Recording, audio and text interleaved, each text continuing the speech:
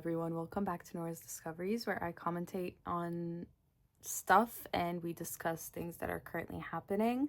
So today's video is going to be about the whole Blake Lively, Justin Baldoni thing that's going on. Before we continue, don't forget to subscribe and hit the bell notification button so that you're notified every time I post. But before we continue, I do have to preface this by saying I did make a video on this, an aspect of this topic, before reading Justin Baldoni's side about it, but it wasn't even about being on Blake's side or any of that. It was more about the way that Christy Flaw talked about the whole thing and how we should approach topics relating to SA, SH, and the following. I still stand by what I said. Unfortunately, the video got taken down for copyright, which I don't understand because it was literally under fair use. Fell under fair use, so I'm not sure why it got taken down. I didn't want to repost it just in case, but I wanted to preface this video by saying that it's not me flip-flopping or anything. My initial standpoint was, Kirsty's entire point was, oh, Blake said to Justin to come in while she was breastfeeding, and because she said this, that means she's lying about everything else, which A, is not true, and B, is low-key victim blaming, because it kind of insinuates that just because consent is given once, then it's given across the board. So I just wanted to preface this by saying that I did not take the video down. It was taken down because of copyright, and I still stand by that. I still stand by the fact that we should approach topics of SA, SH very carefully, because women all around the world are watching, and we need to be very mindful about how we approach this topic. But today it's going to be more of a timeline of literally the beginning. And when I talk about the beginning, I'm going back to the summer that the movie was, the summer of last year, where the movie was released and everything. And we're going to go through the legal complaint that was filed by, the Blake filed. We're going to go against the legal complaint, the lawsuit that Justin filed, the video that just came out, the gag order. We're going through all of it. So buckle up, because this one is honestly insane. So Blake Lively went through ringer in the summertime. She was dragged for a lot of things. The very first thing that she got dragged for was the video that Christy Flaw posted of an interview, and she titled it "The Interview That Almost Made Me Want to Quit My Job," or something like that. And so in that video, basically she tells Blake Lively, "Congrats on your little bump," and then Blake responds very sarcastically and says, "Congrats on your little bump." And the entire video is really, really uncomfortable to watch, because it looks like Blake and her co-star are basically ignoring Kirsty. It puts Blake in a very, very negative light, and everyone starts dogpiling on her, calling her a mean girl, calling her all sorts of things. Everyone is going crazy over this video, because in my opinion, before this video came out, Blake Lively really was the golden retriever of Hollywood. She was never really looked at in a very negative light, but that all changed when that video came out. And then when it made matters even worse, when she started promoting It Ends With Us, which is a book about DV, she started promoting it in a very airy way, like, wear your florals and bring your friends. And it's like, girl, this is a movie about DV, what are you doing? Everyone was very, very upset about that. It Ends With Us is in theaters now, so grab your friends, wear your florals, and head out to see it. From the get, there was something that was very dramatic about the whole thing. First, we get this hate train on Blake Lively, and then we also start to see that during the promotion of the movie, Justin and Blake are doing completely different things. Okay, these are literally the main characters, okay? The main characters of the movie. They're doing completely different things to promote it. Blake is like, oh, buy my new shampoo and drink my liquor brand. And he's all like, oh, the victims are so important. We need to focus on the victims. And it's like, people are so confused because they're promoting it differently. It seems like they're not even discussing how they're going to promote the movie with each other. It's not fitting. People are starting to speculate that something went on between them during filming, because they're not even seen together at the premiere. Like, Blake is taking pictures of like with her husband, with like Ryan Reynolds, and Justin's taking pictures with his wife, and they literally seemed like they were disconnected, like they were on two different paths. And then we start to notice that Colleen Hoover, which was the author, unfollowed like Justin Baldoni, and then Ryan Reynolds blocks Justin Baldoni, and Blake isn't even following him anymore. And it's like everyone was, you know how the internet goes, we all kind of go crazy. We're like, oh my god, I wonder what happened, and we're all like trying to speculate and everything. But I feel like genuinely most of us just started to believe that it was some form of creative difference that led to this, and we were happy to settle with that. That was until all speculation came to a head on December 20th, when Blake Lively filed a legal complaint against Justin Baldoni, claiming SH and retaliation. She files the complaint from here, okay? And from the other way, the New York Times published an article entitled, I quote, "We can bury anyone inside a Hollywood smear machine," unquote. So everyone starts freaking out. Everyone's like, oh my god, what is going on? Like, this legal complaint was 80 pages long. And mainly, the two major things that quite literally broke the internet was all of us were so shocked by this, was one, the July 4th, 2024 meeting, which was, we'll dive into, of course, we all know about the 30 bullet points that she put forth, which we'll talk about. And the second thing was the text message exchanges between the publicist, Jennifer Abel, and the crisis manager, Melissa Nathan. These were apparently very damning text messages, and it basically looked like Justin Baldoni, Jennifer, and Melissa, the three of them, were conspiring to ruin Blake Lively's reputation and her life, basically.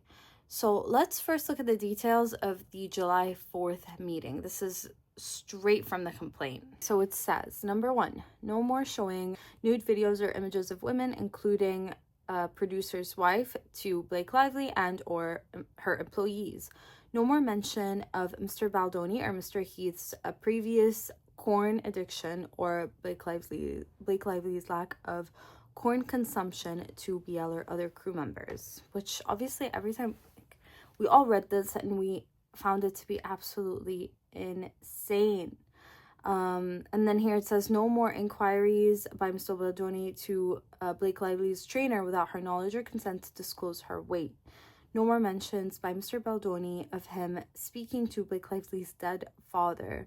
No more pressing by Mr. Baldoni for Blake Lively to disclose her religious beliefs or unsolicited sharing of his. If Blake Lively and or her infant is exposed to COVID, again, Blake Lively must be provided with immediate notice as soon as Wayfair or any other production become aware of such exposure without her needing to uncover days herself. An intimacy coordinator must be present at all times when Blake Lively is on set in scenes with Mr. Baldoni. No more discussions to Blake Lively and or her employees about her personal experiences with adult stuff, including as it relates to spouses or others. No more mentions to Blake Lively or her employees of personal times that physical consent was not given in adult acts as either the abuser or the abused. No more descriptions of their own genitalia to Blake Lively. No more jokes about disparaging comments that made Blake Lively and her or employees about HR complaints a Wayfair had already received on set or about missing the HR meeting. So that's 11. Let's see. No more personal, physical touching of or adult sensitive comments by Mr. Baldoni or Mr. Heath to be tolerated by Blake Lively or any of her employees, as well as any female cast or crew without their express consent. So just to tag in here as well, this line, when I first read it, when this legal complaint came out, before Justin came out and said anything about anything, is what kind of swayed me to Blake's side more, because it says here, and or any of her employees, as well as any female cast or crew without their express consent. So this isn't just Blake anymore. She's saying not me or any of the other female crew are cast. So this is, to me, it made me believe her even more, because I'm like, okay, even if you're here and you're, you know, talking about how this has affected you and everything, you're also kind of insinuating that he has done inappropriate things to other women. Number 13, no more improvising of kissing. All intimate touch must be choreographed and advanced with Blake Lively, an intimacy coordinator. No biting or sucking of lip without Blake Lively's consent. And all intimate on-camera touch and conversations must be in character, not spoken, from Mr. Baldoni or Blake Lively personally. Blake Lively to have a representative on set at all times with a monitor during scenes involving nudity, adult activity, or violence with Mr. Baldoni. All actors participating with Blake Lively intimate scenes involving her being in any state of nudity or stimulated nudity must be classed active working hours, not friends of the directors or the producers, and must be approved by Blake Lively. This is because apparently in the birthing scene, Justin Baldoni brought like one of his friends, like just like a random, like not an actor, not anything, to like do the scene, which obviously very, very bizarre. No more entering or attempting to enter, interrupting or pressuring or asking Blake Lively to enter her trailer or the makeup trailer by Mr. Heath or Mr. Baldoni while she's nude for any reason. No more private multi-hour meetings in Blake Lively's trailer with Mr. Baldoni crying, with no outside Blake Lively appointed representative to monitor. No more pressing by Mr. Baldoni to stage any of Blake Lively's employees. No more adding of adult scenes, oral adult activities, or on-camera climaxing by Blake Lively outside of the scope of the script Blake Lively approved when signing onto the project. So it's just, it's crazy. It's crazy. This isn't all 30 of them, because we'll stay here forever, but these are the majority of the ones that everyone was like, this is very bizarre, and this obviously does not make him look good whatsoever. It is said that those 30 conditions were laid out when the writing strikes happened. They paused, and when cameras picked up again, she was like, these are the 30 things that you will agree to never do ever again if you want me to continue working on this film. If you agree to this, we'll continue working and all is good. If you don't agree to this, I will leave and you will have to recast. So obviously they agreed to it, but made it even 100 times worse was the text messages. So now here, there's the text messages. Apparently, Justin Baldoni says, not in love with the documents they sent, not sure I'm feeling the protection I felt on the call. Then, this is with the tag team. So this is Melissa and Jennifer. More texts that make them look really, really bad, where Jennifer Abel sends Melissa a text, Melissa Nathan, and says, you can of course do that, but I do think he needs to know. I'm going to confidentially send you something he's texting me and Jamie on the side just to arm you before this call. I think you guys need to be tough and show the strength of what you guys can do in these scenarios. He wants to feel like she can be buried. Directly talking about how basically there's the smear campaign that they're planning to do to bury Blake Lively. Then Melissa Nathan tells Jennifer Abel, of course, but you know, when we send over the documents, we can't send over the work we will or could do, because that could get us into a lot of trouble. Melissa Nathan then responds to Jennifer Abel and says, we can't write it down to him. We can't just write, we will destroy her. We will do this. We will do that. We will do this. We will do that.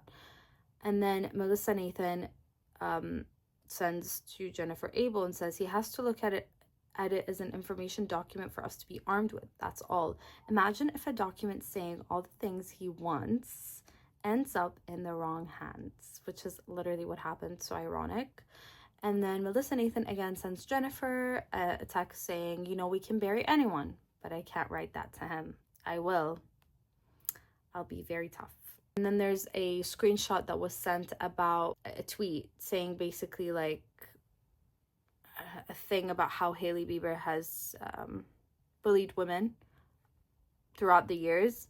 And then there's a text here that says, yes, I literally just spoke to Melissa about this on the break about what we discussed the night on social and digital, focused on Reddit, TikTok, Instagram. And this is responding to a text saying, this is what we need.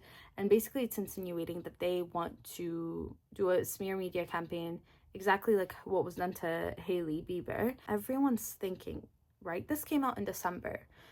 The hate train on Blake Lively was in summer, right? So everyone's thinking, oh my God, that hate that was against Blake Lively back then was literally all planted. That's what it's starting to look like. It was all planted by Justin Baldoni's team, because this entire time he's been SAing her, SHing her, and making her uncomfortable.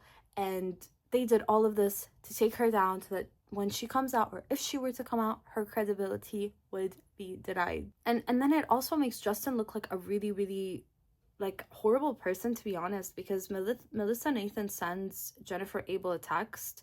Basically, it sounds like they were discussing how they were taking Blake down, right?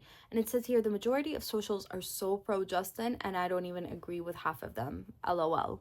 This is about Justin looking positive in the media. And then Melissa tells Jennifer he doesn't realize how lucky he is right now. We need to press him on just how effing lucky. Then Melissa tells Jennifer again, the whispering in the ear, the sexual connotations, like Jesus. Other members feeling uncomfortable watching it. I mean, there is just so much. So here it says, in the legal complaint, it says, Ms. Nathan then bragged to Ms. Abel that Mr. Baldoni doesn't realize how lucky he is right now, by which they were referring to their successful efforts to shut down stories that would have revealed how Mr. Baldoni's behavior, including sexual connotations, on set he had made cast and crew beyond Miss Lively uncomfortable. So this is what, to me, this is what sold it to me. In the very beginning, before Justin's side came out, because we are now talking about beyond crew. In her complaint, she says as well, she stood up for other crew members, women in particular. And now as well, Melissa and Jennifer are basically talking about how he has made crew uncomfortable. So now, even if we want to discredit Blake Lively, and even if we want to believe what Justin is saying right now, with the whole video being released and the gag order and everything else, there are still some holes that are weird to me. There is still a hole here. This is a hole.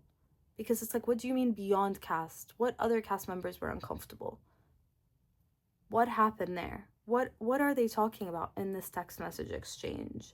So then it says here, less than 1 week later, they again bragged about how they had shut down stories regarding HR complaints on set.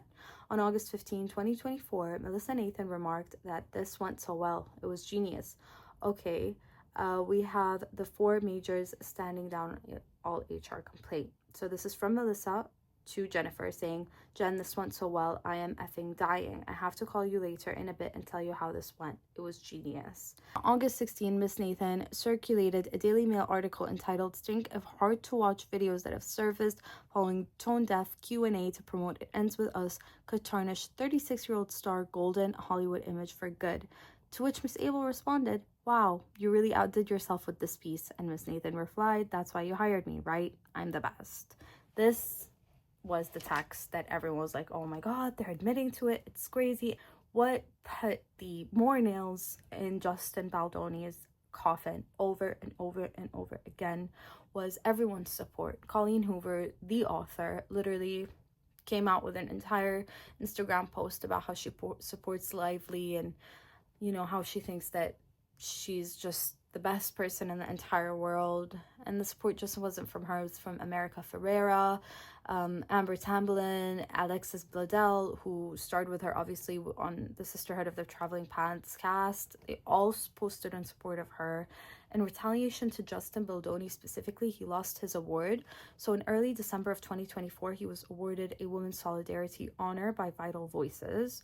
This is a global NPO that basically empowers women. The award celebrates, and I quote, remarkable men who have shown courage and compassion in advocating on behalf of women and girls. So after the legal complaint and everything went out, they literally withdrew it from him. And now listen, when I saw that, my first thought was, I still think there are holes, okay? And I'm not saying his evidence is not damning, it is. I still think there are holes. But I also think when they withdrew it, I was like, that's a bit quick. Like, at least wait to hear his side of the story, because it's like legal complaint here went, withdrew award. It's like, wait for 1 second, see what he has to say about this entire thing. Let it play out. and then do that. But no, they withdrew it. And his consequences didn't stop there. He has a podcast, Justin has a podcast called The Man Enough Show. The show basically challenges traditional masculine roles, all in the aim to basically like have a safe space for men and everything, and like challenge, you know, like just the patriarchy in general, and make a positive difference in men, which will then go on to make a positive difference in women's lives, right? Because the patriarchy, as we all know, does not benefit anyone. So he has a co-host called Liz Plank, who literally like announced that she was leaving the podcast when this whole thing came out. We really didn't hear much from Justin at that point, but his lawyer came out and denied all freaking claims. And it all comes to a head when he comes out later and says that the New York Times, you know, thingy coverage of the legal complaint was cherry-picked and altered communications, and basically deliberately framed in a way to mislead and make us all think that he is a horrible, horrible human being. And while we heard this, we literally rolled our eyes. We were like, oh yes, sure they did, of course we did. You know, like no one was really believing him at this point. But a New York Times spokesperson came out and said that the story was meticulously and responsibly reported. So they didn't. He sued them. So he ended up suing them. And then he also, on January 16th, ended up suing Blake Lively and Ryan Reynolds for $400 million. And basically this is suing them for damages on claims of civil extortion, defamation, and invasion of privacy. So what he is talking about was the fact that the text where it's like, oh, like this is why you hired me, I'm the best. There's a smiley face in the end, the upside down smiley face, which is often used to convey sarcasm. Like we all use it that way. Like whenever we use it, it's in a sarcastic way. No one seriously uses that emoji as a real smiley face. So they took it off. The New York Times, they took it off when they were reporting on this whole thing. And it's literally showing you the text exchanges that have been going on for ages, where Melissa and Jennifer are literally denying doing any of this. So it says here, Melissa Nathan says here, do you have sources? Blake Lively camps keeps thinking it's us placing and we are doing F all. And then it says here, another text as well from the tag team where Melissa Nathan says, obviously this just ran about Blake Lively using a slur, you know, for trans people. It says this just ran. Obviously none of us knew about this either. Once media goes in, they go all in. She just handed this to them on a plate. And basically just saying that this was all Blake Lively. It says here, again, Melissa saying none of us would ever do this. It's organic. She's blown herself up by her own actions. And then another thing here with Justin Baldoni, basically behind the scenes showing his professionalism, he sent a text message to like the other directors, like the other editors, and like on who were editing the movie and everything, and he says, thanks for checking in. I've sat with it, and I think it's best path moving spiritually, and what's best for the movie is that I stuck it up and let her in. And this is where we kind of see a different side to everything that has gone on. It appears that what is appearing right now, and I think where we're all at with the evidence that has come forward, is Blake wanted her way in the movie and she didn't get her way. And because she didn't get her way, she did this to ruin Justin's life. Her and Ryan Reynolds are basically doing to him what they accused him of doing. And this is for multiple reasons. But before we dive into that, it says here to just read out from Justin Baldoni's complaint. It says the Times, however, so this is in regards to the legal complaint and that Blake filed and the text messages between Melissa and Jennifer and Justin. It says the Times, however, was aware that the text messages were unscrupulously altered and selectively edited, enabling both Lively and her team and the Times to propagate a false smear campaign narrative designed to destroy plaintiffs. Specifically, in the immediately preceding text exchange on August 16th, Nathan forwarded a screenshot of a message from a reporter informing her for the first time of the Daily Mail article In response, Nathan wrote, "Damn, this is not fair because it's also not me," followed by, "Everything now looks like it's me," conclusively refuting her involvement in the creation or dissemination of the article. And this is basically an article about how Blake Lively is getting cancelled because of various reasons. The videos coming out of her saying a slur towards trans people, the video of her being really rude to Kirsty Flaw, the video, the videos of her saying, "Grab your florals and your friends," about a DV movie, and her saying, "I did nothing." And then there's also a text message exchange from Melissa Nathan and TMZ, basically saying that there was a people story, like a story that was written by people who said that Justin was not fun to be on set, whatever. But then TMZ were told that he was a really nice guy on set. No one had any issues with him whatsoever.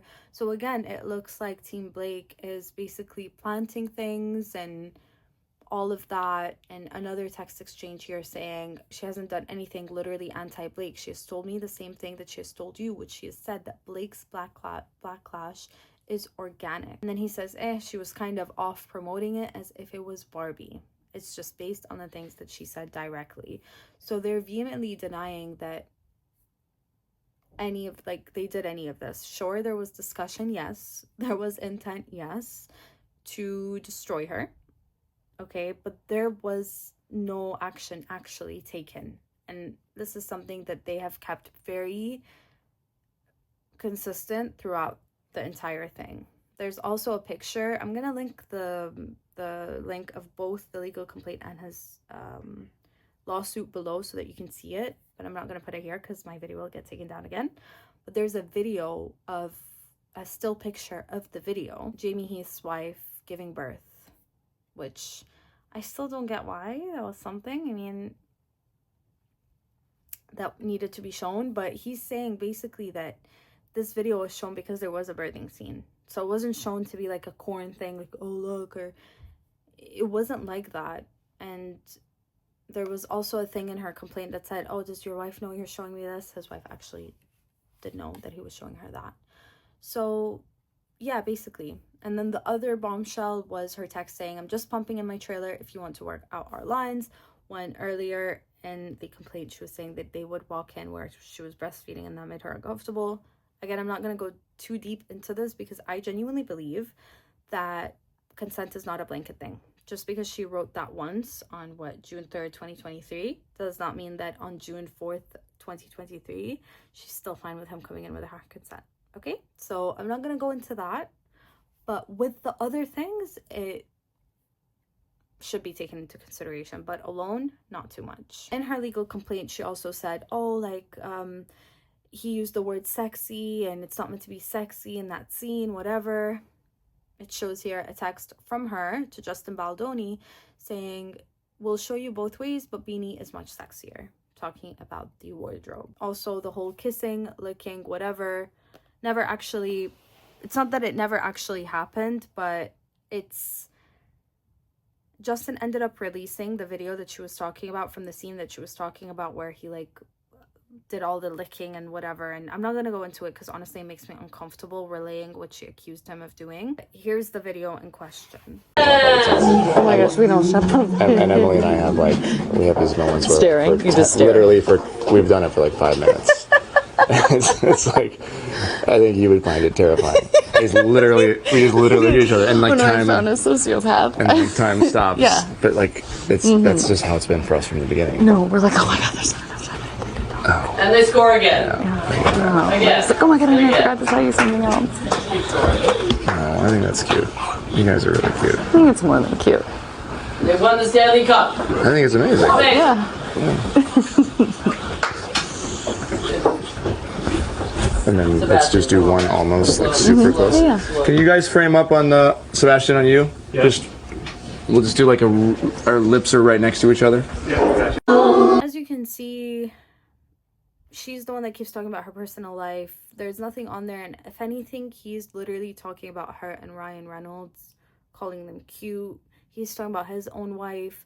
So in my opinion, nothing inappropriate in that video happened. Not that I saw. This lawsuit is basically in general saying that they defamed him and he didn't do any of the things that she's saying he's doing. If anything, that what happened was they started filming and she started wanting to change the lines, wanting to rewrite the script, wanting to rewrite scenes, wanting to change the wardrobe, even though there was a wardrobe person there, saying she wanted an intimacy coordinator and then not meeting with the intimacy coordinator. So reading straight from the document, it says the fact is that Lively embarked on a hostile takeover of the production, strong-arming Sony into blessing her with ultimate control. As they became increasingly frantic and unsettled by the aspiration of their roles, Baldoni remained resolute that they continued to take the high road and be proud of the beautiful baby that they had all made together. Notwithstanding, Lively waged a war on Baldoni, weaponizing innocuous interactions from May and June 2023, long before there was any tension between them, to vilify and discredit him. At the time, Baldoni and Lively had a solid working relationship, and Lively expressed no unease around him. Only after the writer's strike had ended and the filming was set to resume did Lively express any concern about returning to set. In response, Wayfair and Baldoni agreed to all of Lively's demands. So it says here, it's showing, basically there's text messages showing Justin asking the editor, just curious if you guys have peeked at her cut and if anything has changed. Editor 2 says, this, we have just been told that we are not permitted to look. Justin says, haha, wow, when did that happen? The editors respond, as per Sony, this evening. And then Justin Baldoni says, wow, okay then. The editors and director isn't allowed to look at an actress's cut. Got it. Well, here we go. We will keep taking on the high road. So all of his texts suggest that he took the high road, meaning that obviously he wasn't planning on burying her, any of this crazy claims. All he wanted to do was basically prepare for any backlash that was coming his way. So then it goes on to say, to suggest, as the Times does, that plaintiffs engaged in dark arts to destroy Lively's reputation is to ignore that Lively had a long-standing reputational challenges, and that the plaintiffs' public relation efforts were rudimentary, above board, and entirely defensive. The Times willingly omits any meaningful discussion of the true source of tension between Lively and plaintiffs, which was Lively's brazen and calculated effort to expropriate the film. Again, here more texts basically from like in the tag team's chat. Melissa Nathan says, this is crazy, she doesn't have a good reputation, all of this is organic stuff from real people making TikToks, not bots. Then we can also see again Justin Baldoni saying, what's best for the movie is that I suck it up and let her in. We made such a beautiful baby together, and that baby might not grow up to exactly to who you thought we were, but it's still beautiful. That's what I'm holding on to. Very proud. And he's here talking about the fact that he didn't even see the final cut. As the director, Blake Lively literally took over the entire production, that him as the director of the movie did not get to see the final cut of the movie until it was out for the rest of the world to see. Editor 1 responds, the last I heard was that she was putting back a fair amount of our version, just not sure what that entailed or to what extent. I guess you'll find out. And then it goes on to say, the Times' assertion that plaintiffs orchestrated a campaign to tarnish Lively's reputation blatantly disregards her bizarre behavior at the time and misrepresents plaintiffs' actions, which were modest, transparent, and purely defensive. The article entirely sidesteps the real source of conflict between Lively and plaintiffs, Lively's calculated and audacious attempt to seize control of the film. And then this is text from Justin Baldoni saying, she's kicked me out officially from the film now. She's finishing it all. I can't be involved. Music, sound, VFX, everything. I'll make it through somehow, just need to feel it all. Jen Abel then says, eye on the prize. Her attending BookCon is a win for the film ultimately. You can be home with your family, which is important. And then it says, notably absent from the Times' narrative is that Lively's insistence on obtaining editing privileges and demanding her own version of the film, a departure from industry standards. Even more egregiously, Lively leveraged her promotional commitments to pressure for the release of her cut. So she basically said, if you're not going to let me like edit and do whatever I want, I'm leaving and you can recast, and that's it. And obviously that's gonna take millions, and they've already filmed like a portion of it, so they can't do that. So they're like, you know what, fine. It says evidence of Baldoni's efforts to accommodate Lively's demands, including a series of text exchanges with editors who were later replaced by Lively in favor of her husband's editor, underscores the extreme lengths Baldoni went to in order to preserve the film's integrity. The Times' willful omission of these crucial details not only distorts the truth, but also perpetuates a false narrative that conveniently absolves Lively of her own culpability in the unraveling of professional relationships and the upheaval surrounding the film. And then Justin goes on to say she's going to edit it, which is what she wants. Let's remember that. So the editor says the whole movie. He says, yup, hers. Editor says, wow. Then Justin responds, was supposed to be ours, and then I was uninvited. The whole thing is pretty cruel and intense. And then one of the editors responds saying, I just hope you love or at least stomach the cut that is going out there in the world. And then it says here, also missing from the article is Lively's demand for an unearned producer credit and coveted PGA mark, a demand that Wayfair and Baldoni were forced to concede under duress. Moreover, the article fails to address the fact that Baldoni was systematically sidelined from the marketing of his own film. Now, this goes back to him not being in any of it. Obviously, from the beginning, Baldoni has insisted on marketing the film with a focus on domestic violence and its survivors, a message that was integral to the film's purpose. Yet Lively drastically limited his output and deliberately steered from the promotional campaign away from its societal message. Further undermining Baldoni's role, Lively initially refused to permit his attendance at the film's premiere. Only after significant pressure did she reluctantly agree to allow Baldoni and the Wayfair team to attend, but under humiliating conditions. The Wayfair team and their families, including Baldoni and Heath, were segregated from the main cast, barred from the exclusive after party, and forced to organize their own event at additional cost. Baldoni's participation on the red carpet was cut short, and his family and friends were confined to a makeshift holding area in the basement before being escorted into a separate theater after Lively's departure. Not only had Lively stolen the film, but she also robbed Baldoni and his team of any genuine opportunity to celebrate their hard work. And regarding this event, Jen Abel tells him, but nothing we can't get through together. The film will be successful. She has already promoted it heavily, so if she backs away now, it'll look worse on her. And you just focus on the bigger picture of how this film is going to change the game for you and the studio. And Justin says, just find ways to keep me busy when she gets everyone together. Obviously, if the whole cast is making content together, that's her trying to clue people onto there being an issue. Everything she does is calculated, yet also manic.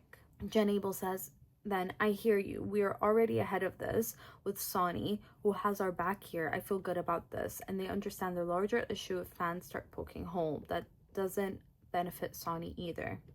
Then Justin says she doesn't want to be the bad guy, so she'll find a way to say it without saying it, attempting to rewrite history.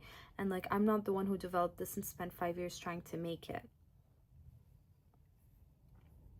And like, there's an issue with me. It's just mean and hurtful, and she knows exactly what she's doing. The timeline, according Justin's lawsuit, is she tries to take on the wardrobe first. Everything is fine up until May 15th, 2023. It says, on or about May 15th, 2023, principal photography of the film commented in New Jersey during pre-production. Lively began to assert control over aspects of the film beyond her role as an actor and outside the scope of her contractual entitlements. While lead actors are sometimes granted approval over the general look of their on-screen character, this authority typically does not include full control over wardrobe decisions without input from the director and producers.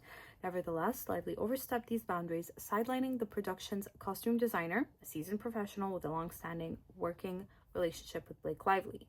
Ignoring the director's vision for her character and disregarding the weeks spent by the entire team shopping and thoughtfully crafting her wardrobe in preparation for filming, Lively would spend hundreds of images to the film's costume designer during all hours of the evening, pointing them in the direction of the appearances she wanted for her character.